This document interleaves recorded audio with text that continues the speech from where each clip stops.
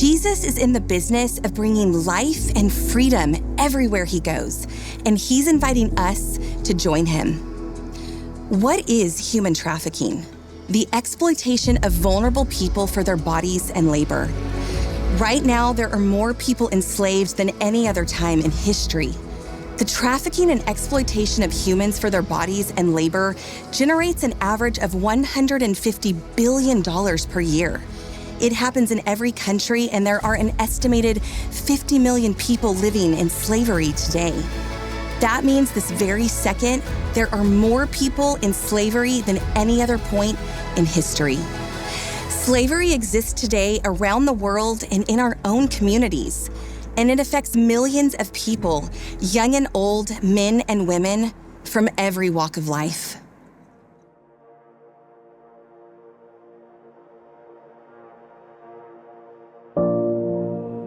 Growing up, heartbreak and terror were my default emotions. For as long as I can remember, violence from rival tribes plagued my village. During one of their attacks, my whole family was killed. So I ran. I crossed the border into a neighboring country, hoping to find some semblance of safety and security. It was there that I met a man who promised me to help me build a new life. But all of that was a lie. Instead of helping me rebuild, he took everything, including my legal identification. And then he locked me up in a small, dark room, hopeless and alone. What I thought was my path to freedom only brought more darkness. The next day, traffickers forced me to work in the desert, doing hard labor. When I asked for food or payment, they threatened to shoot me. And anytime something went wrong, even if it wasn't my fault, I would be beaten. The beatings got so bad that I couldn't work anymore. So he left me to die in the streets. But thankfully, by the grace of God, they returned my legal documents to me. there I was, left for dead on an empty street alone in the desert, fighting for my life. And miraculously, I survived the injuries. I got back up on my feet and I made my way to Greece. There, I was accepted into a refugee camp, identified as a victim of human trafficking, and referred to A21 for support. I got in touch with members of the A21 team. Was granted asylum by the government. And brought into the A21 Freedom Center in Thessaloniki to be a part of the aftercare program there.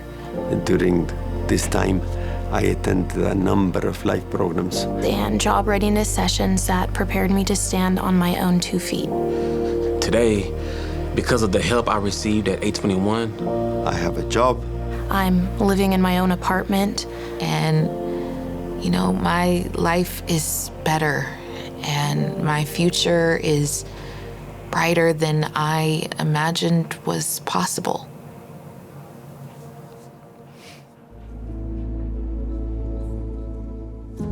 The problem may be great, but our God is greater, and He is calling us to partner with Him in the work He is already doing to end the evil of human trafficking. Change is possible, and we get to be a part of the solution. Throughout history, the Church of Jesus Christ has been leading the charge in the fight against the horrors of slavery. Countless victories have been won because of the faithful efforts of men and women committed to the cause of Christ. But the fight isn't over. There is still work to be done. Thankfully, though, the church is more equipped with the people, resources, and passion needed to end slavery in our lifetime. How can we do it? We start small, because doing big things always starts with doing small things. We trust God, because our God has the power to multiply our small efforts into an exponential difference. And we do what we can, which is often far more than we think. Well, hello everyone, and welcome to a very special night where across all of our locations, we will stand together for those who are vulnerable to fight human trafficking. My name is Nick Domasic. I am one of your youth pastors from our Keller, Texas location. Shout out to my Texas people. I am so excited to be here today for our third year in a row taking on this fight. I believe God is going to do something special. And here's what I want you to know. Jesus is still in the business of bringing life and freedom everywhere he goes. And he is inviting us to join him.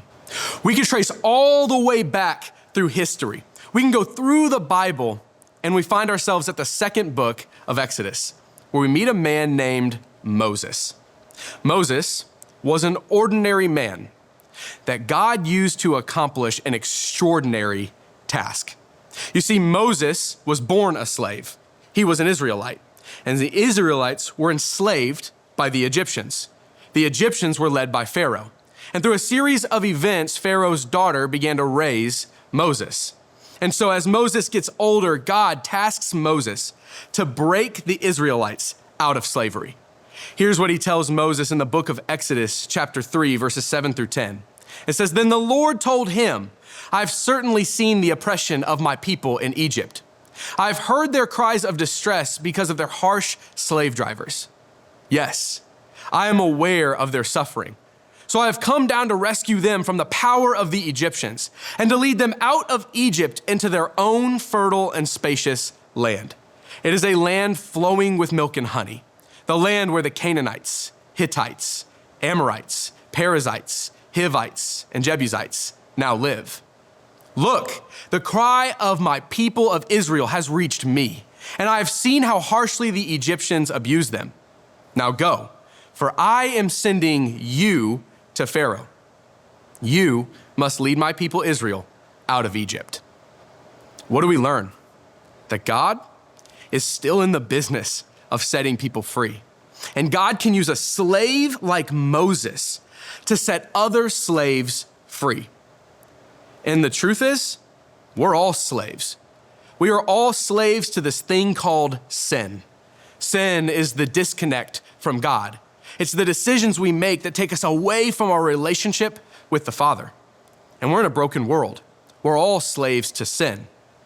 But Jesus is still in the business of setting people free. So God sent Jesus.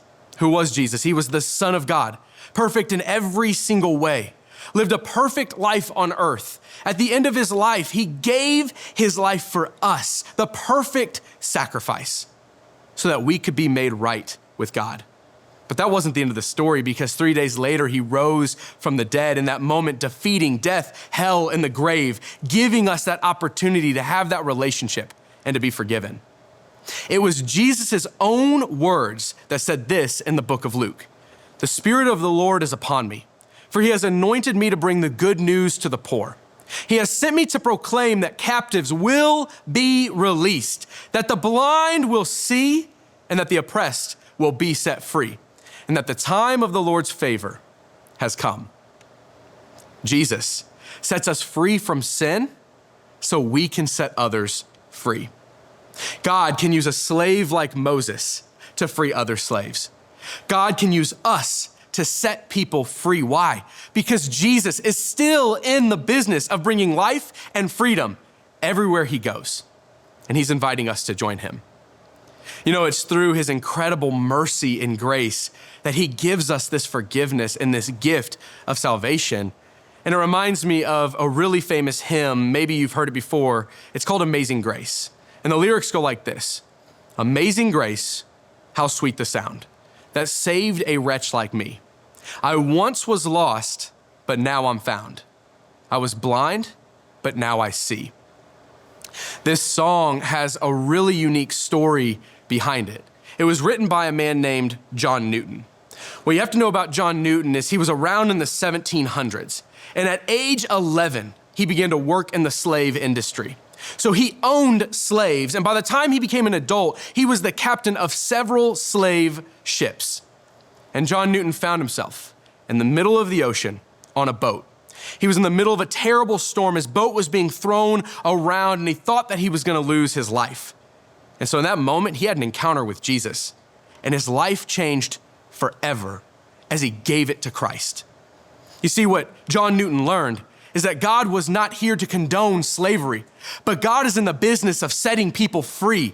And so John Newton went from a slave driver to an abolitionist. He was fighting slavery. So God can use a slave to free slaves.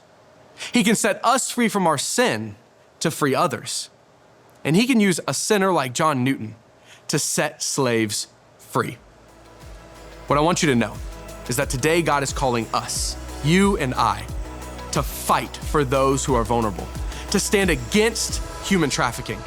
And this may be a big problem, but we have a bigger God. And when we stand together, we can play a part in God's plan to set the captives free. None of us can do everything, but all of us can do something. And when you take all of our somethings, add them together, and multiply them by the power of God, we can do really big things. Hi, my name's Gracie, and I was a student at Switch. Last year at Switch Fights, I felt called to give because God put on my heart that I should be able to help these people that are in one of the worst situations I could ever think of. And I wanted to be able to help however I could. I asked my parents and aunts and uncles, family, friends, and obviously some of my own money. And I just wanted to get as much as I could to help in the biggest way I could. Whether God calls you to give $1 or $500, as long as you're obedient to what he's calling you to do, it's gonna help no matter what. I think I'm different now because I've become more aware of what's happening, and I feel more called to help. If you're nervous to give or you feel like your contribution won't matter, as long as you're following what God is calling you to do, then every dollar matters. Gracie did something, but she wasn't the only one. She was one of thousands of students just like you who brought their something, and when you added it all together as a whole, we raised more than $50,000. And because we are all about the capital C Church, the family of God spread across the globe, we added our something to the 15 plus years of something that our global mission partners like A21 have been doing to make a difference. Jesus is still in the business of bringing life and freedom wherever he goes. And he is inviting us to join him. So maybe today is the first time you're hearing about human trafficking. And it's a big fight. It's a real problem. But we serve a bigger God. And so I want to give you 3 tangible steps you can take right now to fight the battle of human trafficking. We're going to share, we're going to pray, and we're going to give. Number 1, we're going to share. The most powerful thing we can do when we are joining the battle of human trafficking is share the good news of the gospel. We want to tell people about who Jesus is, because the more people that come to know Jesus, the more lives that are changed forever. So we're going to share the gospel. We're going to tell people about the life of Jesus and that they can be saved by believing in him. Who do you know that doesn't have a relationship with God? Maybe you invite them to Switch, or you bring them to church on the weekend, or you share the good news with them. We're gonna share the gospel, but we're also gonna share awareness. It's so important that we tell people about human trafficking. And this is something you can do beyond this moment right here. As you leave and you go out into the world, tell people about this problem, because the more people who know, the more people join the fight. It was 2 years ago when I had an opportunity to go with an organization called A21 and do a walk for freedom in Dallas, Texas. We gathered together with hundreds of people and we walked silently, but we held signs and we brought awareness to human trafficking. And we saw so many people join the fight. For every person we educate, we see another person step in and fight alongside us. And together, we can stop human trafficking. We're gonna share. Number 2, we're gonna pray. Prayer is our direct line of communication to God. We're gonna invite the creator of the universe to join us in this fight. And so what can we pray for? I wanna give you some specific things that you can pray for right now. We're gonna pray for people who are currently enslaved. We're gonna pray for Switch as we stand to fight. We'll pray for organizations already working against human trafficking. We'll pray for strength and wisdom for those leading the charge. We'll pray for God to continue setting the captives free. And we will pray for oppressors to turn away from their sin. Prayer is inviting the creator of the universe to join us. And God is still in the business of setting people free. So we're gonna allow him to guide our steps and bring us wisdom in this fight. We're gonna share, we're gonna pray, and we're gonna give. Across all of our locations, there's gonna be an opportunity for us to give to local and global missions. Every dollar given is gonna go to organizations that help people who are vulnerable, who are at risk for human trafficking. It's gonna go to organizations like A21 who are boots on the ground fighting this problem. Every single gift is gonna make an impact. Over the past couple years, we have raised over $50,000 to fight this battle. Why? Because we lead the way with irrational generosity. We truly believe it is more blessed to give than it is to receive. And today, we will stand in irrational generosity. Your gift that you give, whether it's $5 or more than that, is gonna make an impact to set people free. All of these gifts will help vulnerable people. And so what can you do? Maybe you give $5.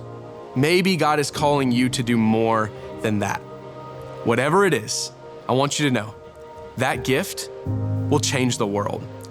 Why? Because Jesus is still in the business of bringing life and freedom everywhere he goes. And he is inviting us to join him. So we will share, we will pray, and we will give. And when we stand together, we can play a part in God's plan to set the captives free. Switch, thank you for joining us. If you enjoyed this content, check out this link right next to me for more videos just like it. Can't wait to see you soon.